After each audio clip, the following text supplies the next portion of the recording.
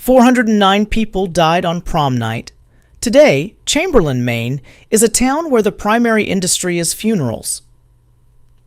To understand how a typical American high school dance resulted in a body count that rivals a war zone, we have to look at the official state investigation, the White Commission report. The report centers on a single suspect. 17-year-old Carrie White was an extreme social outcast, relentlessly targeted by everyone around her. She lived in a constant state of torment. At school, she was preyed upon by her peers. At home, she was subjected to strict emotional and physical abuse by her mother, Margaret, an intense religious fanatic. Viewing Carrie strictly as an unprovoked attacker misses the reality of her daily life. Chamberlain built a psychological pressure cooker, and for 17 years, they forced her to live inside it. The breaking point arrived in the high school locker room. Following gym class, Carrie experienced her first menstrual period. Bullies, including Chris Hargensen and Sue Snell, surrounded her, screaming insults and pelting her with tampons.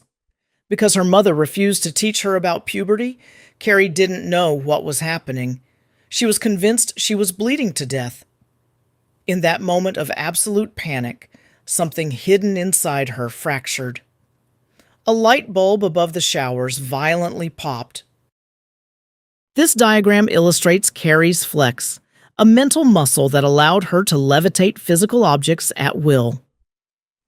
Viewing this biological milestone as a curse for sin, her mother dragged Carrie home and locked her in a closet to pray. The sheer terror of delayed puberty colliding with violent public humiliation flipped a biological switch. Chamberlain had unknowingly armed a dangerous weapon. Following the locker room assault, the school attempted to discipline the bullies. Chris Hargensen refused detention and was banned from the prom, prompting her to vow severe retaliation. Chris and her boyfriend, Billy Nolan, formulated an exact plan. They slaughtered local pigs, harvested 2 heavy buckets of blood, and rigged them high in the steel rafters directly above the prom stage. At the same time, Sue Snell felt a lingering sense of guilt. To make amends, she convinced her popular boyfriend, Tommy Ross, to invite Carrie to the dance. Behind closed doors, Carrie's abilities were growing rapidly. She tested her limits, lifting heavy furniture, and used the flex to physically pin her mother, putting a sudden stop to the abuse. Margaret witnessed this and reached a deadly conclusion. Convinced her daughter was a demonic witch, she privately sharpened a butcher knife, intending to sacrifice her. Malice from Chris, misguided guilt from Sue, and religious zealotry from Margaret all operated independently. Together, they wove a tight, inescapable trap around Carrie. When Carrie arrived at the prom with Tommy, the transformation was jarring. The bullied outcast stepped through the doors as a confident, beautiful attendee. Unbeknownst to them, Chris's friends had manipulated the ballots. The rigged vote ensured Carrie and Tommy would be crowned prom queen and king.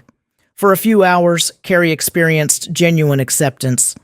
Pushing her to this absolute peak of happiness ensured that the impending fall would completely shatter her mind. As they accepted their crowns, a string was pulled. Pig blood rained down, drenching Carrie instantly, and a falling bucket struck Tommy Ross, killing him. Shocked and covered in gore, Carrie looked out at the gymnasium. Some students began to laugh. In her mind, the entire evening, the invitation, the dress, the applause had been a massive, coordinated prank. She didn't run. She flexed. Carrie violently slammed the heavy gym doors locked, trapping the entire student body inside, and turned the fire sprinklers on, electrocuting and burning her classmates alive. Carrie assessed the room with cold precision, making the conscious, vengeful decision to systematically eradicate her tormentors. This map tracks her movements. Carrie dismantled Chamberlain's infrastructure, twisting fire hydrants shut and detonating gas stations. On the outskirts of town, she intercepted Chris and Billy, forcing their vehicle into a fiery, fatal crash. Carrie finally reached her house, seeking comfort. Instead, Margaret drove a butcher knife deep into her back. Bleeding out on the floor, Carrie retaliated one last time, reaching out with her mind to stop her mother's heart. Mother and daughter died together in the dark. It was the absolute violent collapse of the household that originally forged the weapon. Sue Snell found Carrie during her final moments. Sue opened her mind, allowing Carrie to telepathically see she had no part in the prank. The White Commission report declared the Chamberlain massacre a freak genetic anomaly, confidently stating that an event of this magnitude could never happen again. Yet buried in the records is a letter dated 1988 from the Jenks family. It details a new infant girl, Annie, casually levitating glass marbles above her crib. The government closed the file and walked away, but the conditions that created Carrie White remain, and the genetic cycle is already starting over.